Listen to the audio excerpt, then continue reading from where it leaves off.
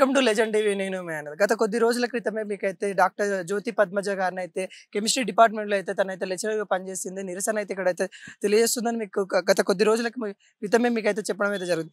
ఇప్పటికి కూడా ఆమె 107వ రోజు అయింది, కానీ ఇప్పటికి కూడా అధికారులు అయితే స్పందించలేకపోతా ఉన్నారు. నిజంగా తనైతే ఒకసారి అడిగి తెలుసుకుందాం. 107 రోజుల నుండి తన నిరసన అయితే ఇక్కడ తెలియజేస్తూ ఉంది. ఎన్సీసీ గేట్ దగ్గర కూర్చొని తన యొక్క నిరసన అయితే తెలియజేస్తూ ఉంది. కానీ ఇప్పటివరకు అధికారులు ఎందుకు ఈమె దగ్గర రాలేకపోయారు, మరి తను చేసే నిర్లక్ష్యంలో ఏం పొరపాట్లు ఉన్నాయి, మరి తను ఏం పొరపాటు చేసింది అనేది మళ్ళీసారి తెలుసుకునే ప్రయత్నం అయితే మనం చేద్దాం. మేడం చెప్పండి మేడం, మీరైతే ఈ 107వ రోజు అయితే ఉంది, ఇంతవరకు మీ కాడికి అధికారులు రాకపోవడానికి గల కారణం ఏమంటారు?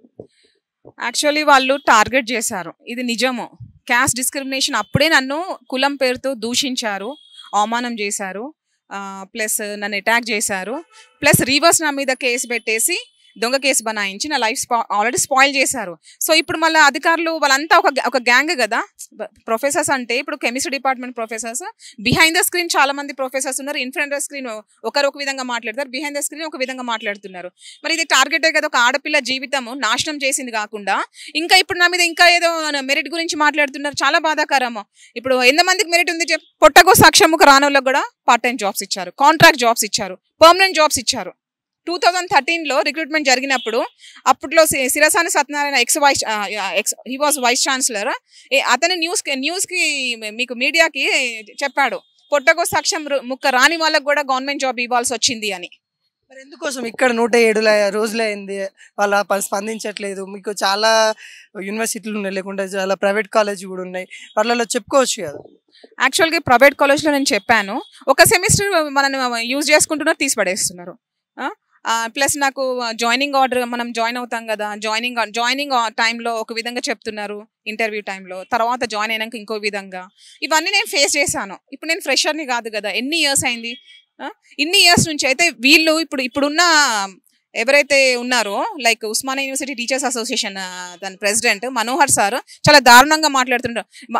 ఒక ఆడపిల్లని బతకనీయకుండా, ఆడబిడ్డని బతకనీయకుండా చాలా దారుణంగా మాట్లాడుతున్నాడు. మీకు ఆల్రెడీ తెలుసు, న్యూస్ పేపర్స్లో కూడా ఇచ్చారు మనకి, సబ్రంగ్ ఎక్సెట్రా, జస్టిస్ న్యూస్, ఇడెక్స్ అన్నిట్లో ఏమని చెప్తున్నాడు అంటే, ఫ్రెషర్ని తీసుకొని ఫ్రెషర్కి ఎంకరేజ్ చేసి ఇట్లా లిఫ్ట్ చేస్తారట. ఇప్పుడు నేను సీనియర్ అయ్యాను, నన్నేమో నేను కులం తక్కువ అని చెప్పేసి వీళ్ళు మెయిన్ అదే నెంబర్ 1 కులం తక్కువ అని చెప్పేసి నాకు అవకాశం ఇవ్వట్లేదు. ఇది గవర్నమెంట్ దృష్టికి వెళ్ళింది కూడా, మరి గవర్నమెంట్ హ్యావ్ టు రియాక్ట్. ప్రజాపాలన అన్నారు, మహిళలకి ముఖ్య ప్రాధాన్యత ఇస్తామని అన్నారు, చాలా చెప్పారు. మరి ఇక్కడ ఒక మహిళ 107 రోజుల నుండి నిరసన అయితే చెప్తా ఉంది, మరి ఎందుకు పట్టించుకోవట్లేదు? హలో అండి, యాక్చువల్గా రేవంత్ రెడ్డి గారు మీరు చిన్న స్థాయి నుంచి పైకి వచ్చారని చెప్పుకున్నాడు కదా. మీరు ఆ చికెన్ ఏమైతే ఉందో, ఆవిడ పేరు అది కుమారి ఆంటీ, లైక్ లివర్ 1000 రూపీస్ పెంచేసి అలాంటి వాళ్ళని ఎంకరేజ్ చేశారు, హెల్ప్ చేశారు. ఇక్కడ మేము మా ప్రాణం పోతుంది, మేము చచ్చిపోయేలాగా ఉన్నాము, ఆల్రెడీ మమ్మల్ని చంపేశారు.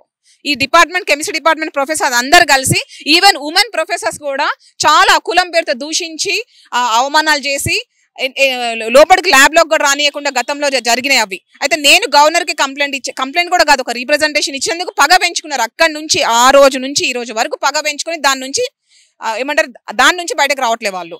అంటే వాళ్ళ బ్రెయిన్లో ఒక చెడు, ఒక ఆడబిడ్డని బతకనీయకుండా బ్రెయిన్లో చెడు, దానికి మళ్ళీ ఈ ఆర్గనైజేషన్ లీడర్స్ వీళ్ళందరూ మరి ఒక్కరు కూడా సపోర్ట్ చేయట్లేదే. అర్థం చేసుకోండి, దీంట్లో ఎంతమంది ఇన్వాల్వ్ అయి ఉన్నారు.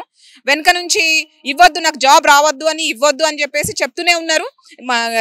గవర్నమెంట్ మాత్రం నాకు ఎంకరేజ్ చేయాలి, బతకనివ్వాలి. ఎందుకంటే పెద్ద ఎస్సీస్ గురించి చాలా మాట్లాడుతుంటారు కదా.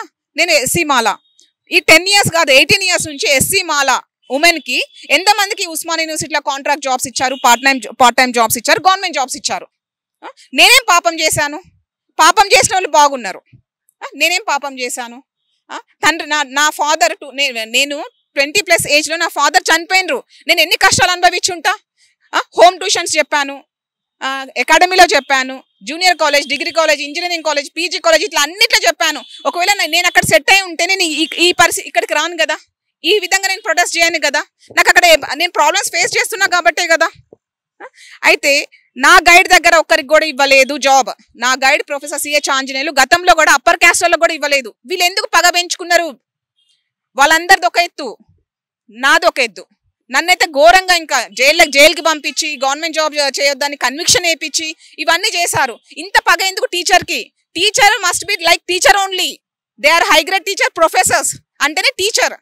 వాళ్ళ లిమిట్స్ క్రాస్ చేసి నన్ను టార్గెట్ చేశారు. దీన్ని బ్రేక్ చేయాలి. నేను స్టూడెంట్ని. ఇప్పటికి కూడా వాళ్ళంతగా నన్ను ద్వేషించి అవమానం చేసి జైళ్ళకి పంపించి బతకనీయకుండా చేసినా కానీ ఇప్పటికి కూడా నేను టీచర్గానే చూస్తున్నా వాళ్ళని. సో వాళ్ళు మారరు. గవర్నమెంట్ గతంలో ఎట్లా అప్పట్లో కాంగ్రెస్ గవర్నమెంట్ ఇన్వాల్వ్ అయ్యి నాకు అవార్డు రావడానికి, నేను ఈరోజు డాక్టర్ పద్మజ అని చెప్పుకోవడానికి గల కారణం కాంగ్రెస్ గవర్నమెంట్. కానీ ఏ ఒక్క కెమిస్ట్రీ డిపార్ట్మెంట్లో ఏ ఒక్క ప్రొఫెసర్ కాదు.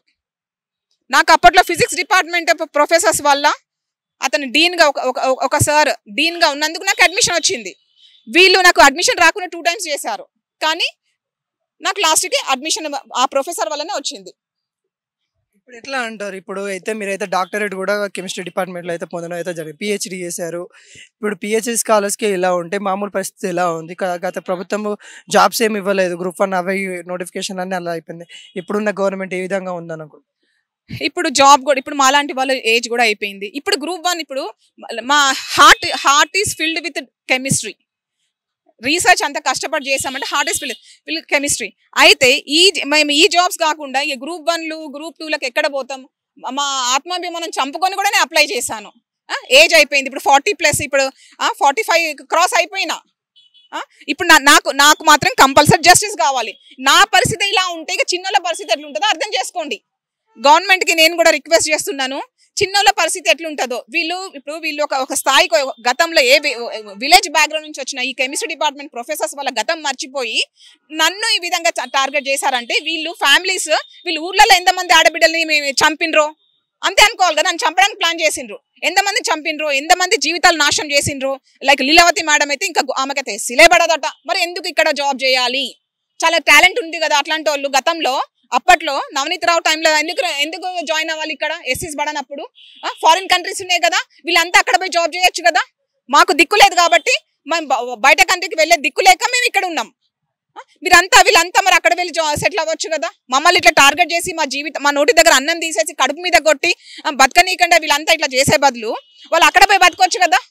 నాకు అడ్వైజెస్ ఇవ్వడము, నువ్వు అక్కడ వెళ్ళు ఇక్కడ వెళ్ళు అంటే నా చేతిలో 1 రూపీ లేదు. ఎక్కడికి వెళ్ళాలి? నేను తిండేకి దిక్కు లేదు, ఎక్కడికి వెళ్ళాలి?